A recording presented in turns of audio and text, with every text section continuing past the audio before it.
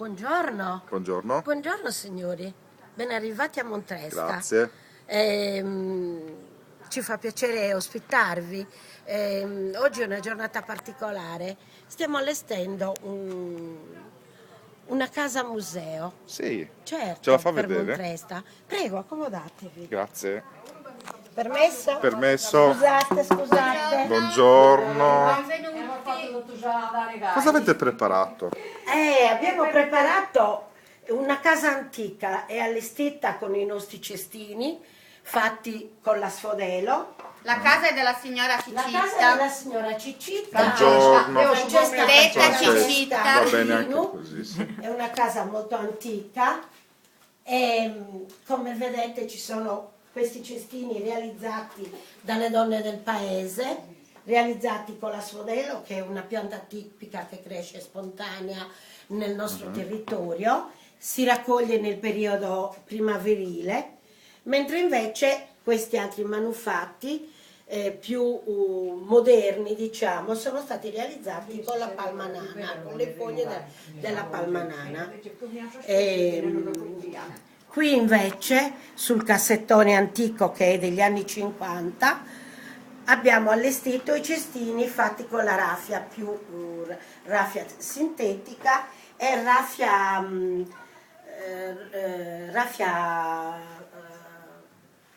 naturale. Ovviamente questi disegni ripercorrono i disegni della natura, probabilmente. della natura, c'è la stella, i fiori,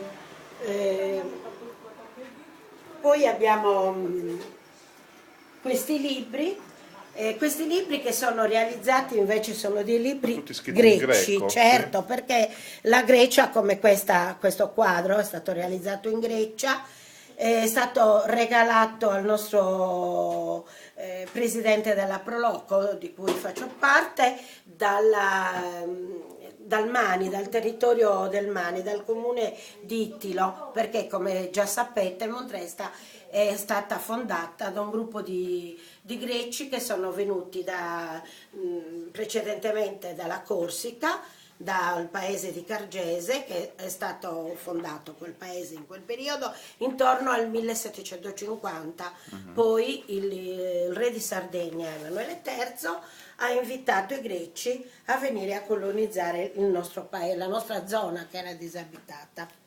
E qui si vedono le immagini Qui si vedono dell'incontro. le immagini del gemellaggio che è stato fatto tra Montresta e Ittilo e Cargese nel 2010. Poi in Grecia a marzo dell'anno successivo e poi a Cargese a settembre. Questa che state vedendo è la macchina tipica della pasta che produciamo, pasta tipica, i pipirioli. I Pipiriolos, pipiriolos. certo, Pipiriolos. fatta con la farina di semola, un poco acqua, sale e viene, questo è un torchio, viene proprio fatti i torcioni a pressione e le diverse forme, che adesso non ce la Poi lo smontiamo, vedremo però fare lo dalle vedremo sue fare. colleghe. Certo. E ovviamente la pasta verrà lavorata in Samesa e Zuighere. Questo è il tavolo tipico sardo Del dove si laboratorio. lavora, esisteva Questo è in proprio tutte, un tavolo in tutte le originale. case della Sardegna, esisteva questo per la lavorazione della pasta. Questi sono invece dei libri fotografici, sempre del gemellaggio con i greci.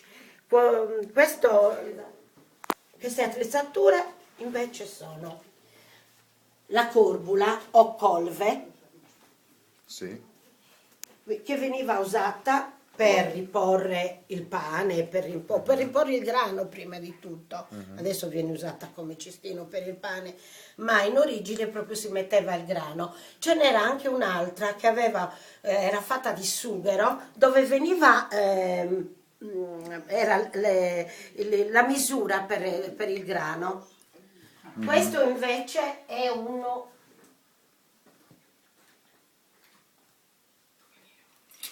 Questa qui Un invece settaccio, è diciamo. un settaccio per setacciare.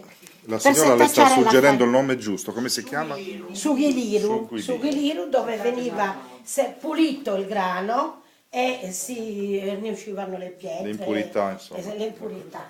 Mentre invece questo è la Castelli.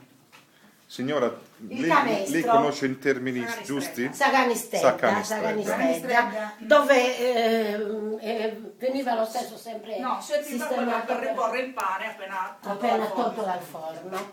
E di Ecco. solito, Buongiorno. buongiorno. Quindi questo, come stavamo dicendo, è il saganistredda in sardo e veniva proprio usato per riporre il pane dopo il pane caldo, appena tolto dal forno. Tolto dal forno. Di solito si usano i canestri praticamente in asfodelo per questo tipo di lavoro perché praticamente non lasciano umidità al pane. Ecco. Che bell'angolo colorato qui. L'angolo Vediamo colorato, una quindi- bella locandina che sponsorizza la vostra prossima sagra. Certo, sì, allora la nostra prossima sagra che si terrà il 12 agosto, appunto ci saranno appunto i pipiriolos come protagonisti della giornata, come ha detto la Carmen Ghita praticamente è una pasta tipica del posto, molto buona, quindi invito chiunque a venire ad assaggiarla.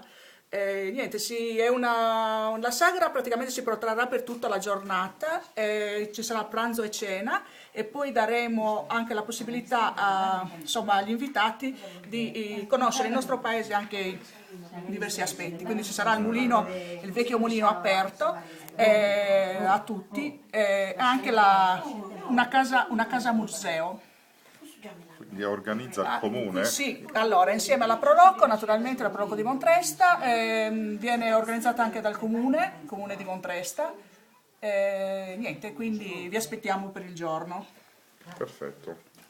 Quindi siete vicinissimi. Siamo vicinissimi a Bosa, quindi siamo a 15 Ghiero. km dal Ghiero, a 40 km, quindi è insomma non siamo... Non così fuori mano perché vivete anche in un territorio molto vario. Certo, viviamo in un territorio ancora sconosciuto, però abbiamo anche una natura molto incantevole, quindi... Ecco. È possibile intervistare qualche signora anziana? Certo, zia Pina?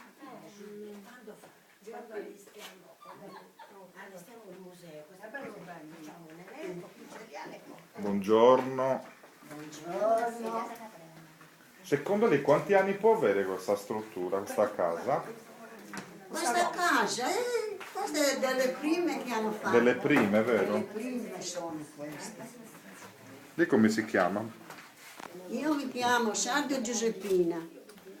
Sardo Giuseppina. Sì, Ed è nata a Montresta. e sono nata a Montresta. Cresciuta a Montresta. Cresciuta a Montresta, eravamo 8 sorelle e 4 fratelli.